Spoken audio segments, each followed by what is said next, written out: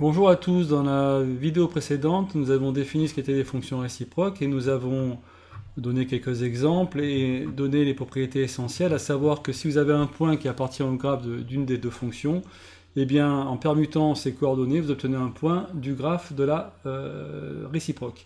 Alors, imaginez maintenant, considérons la fonction x carré. La fonction x carré, quand x égale 0, j'ai 0, quand x égale 1, j'ai 1, quand x égale 2, j'ai 4. Mais quand x égale moins 1, ben j'ai 1, quand x égale moins 2, j'ai 4. En réalité, la fonction x carré, c'est une parabole qui est symétrique par rapport à l'axe des y.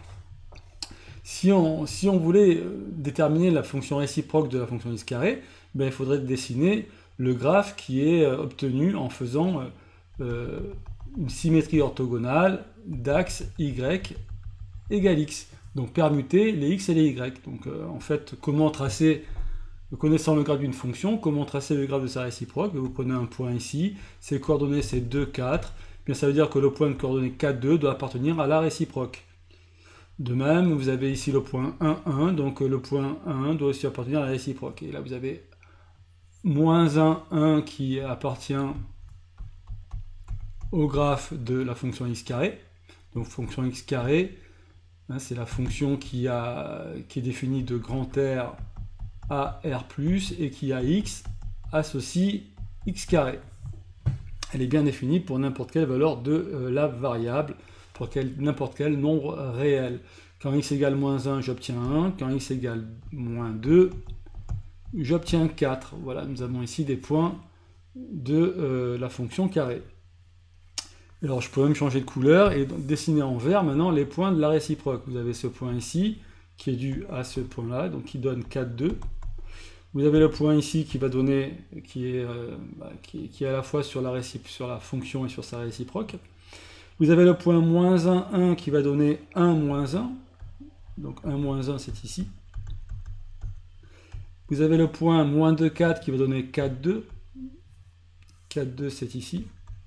4, moins 2, pardon. Donc ce point-là, hop, il donne ce point-là, 4, moins 2, sur la réciproque.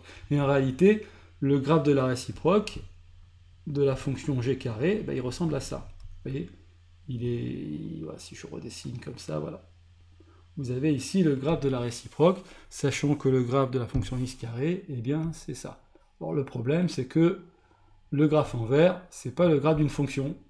Et donc, vous ne pouvez pas dire que la fonction x carré admet une fonction réciproque, parce que ben, le graphe réciproque n'est pas le graphe d'une fonction.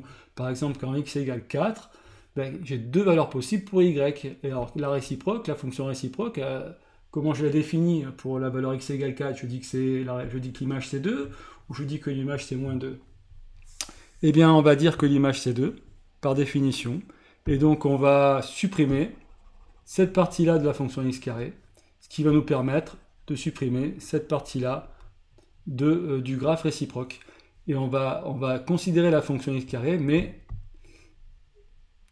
dans l'ensemble de définitions, et R+, on va restreindre l'ensemble de définitions de la fonction x carré, on va considérer la restriction de la fonction x carré en restreignant son ensemble de définitions à R+, avec uniquement les valeurs de x positives. Et c'est pour ça qu'on a dessiné qu'une partie du graphe de la fonction x carré, la partie du graphe qui est associée aux valeurs de x de la variable qui sont positives ou nulles. D'accord? Si nul, ça ne pose pas de problème.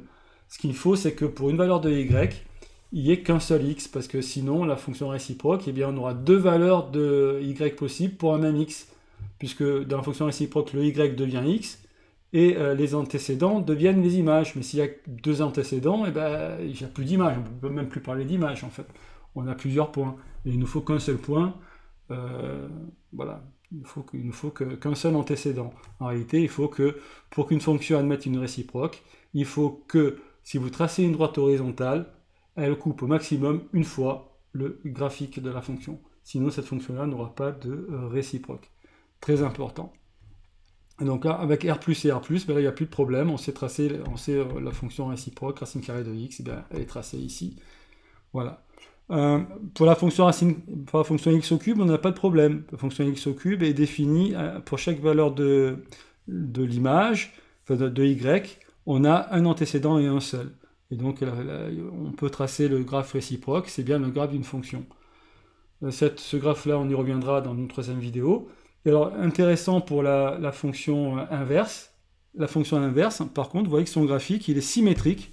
C'est le graphique qui est lui-même symétrique par rapport à la droite de l'équation y égale x. Donc, qu'est-ce que ça veut dire, ça?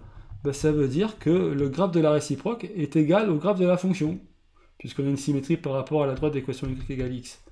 Et effectivement, la fonction inverse et sa propre réciproque. Vous prenez par exemple le nombre 2, vous appliquez la fonction inverse 1 sur x, vous obtenez 1/2.